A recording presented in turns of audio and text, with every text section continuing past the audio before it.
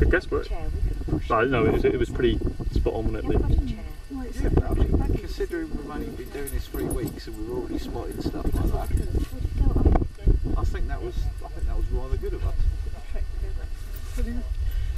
It probably might just about coat with it. And just tidy it up a bit, which would be. But you've got to get so many permissions.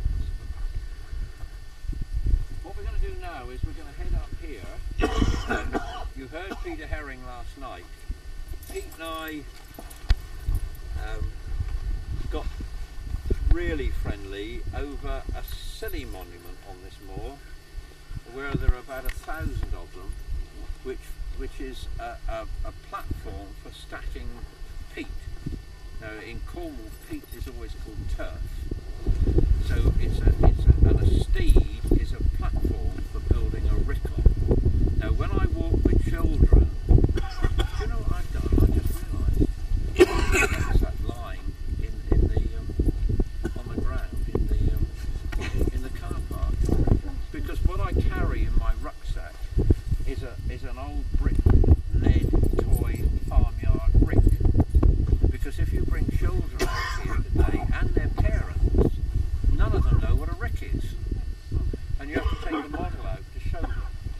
But and I was going to earn some money leading walks to the source of the River Foy. I developed a 1,000 club and then a 2,000 club as I passed the number of people that I'd actually taken to the source of the Foy.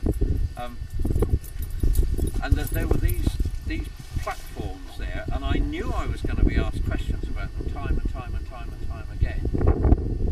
And ultimately, I spent 15 years researching the turf industry with all the old farmers up here who were the last ones who'd ever cut turf. Sad life, my friend. It really is. But there's a turf layer under here, and it's rather like bracken. What you can't see is the danger to archaeology, and it's kept down here.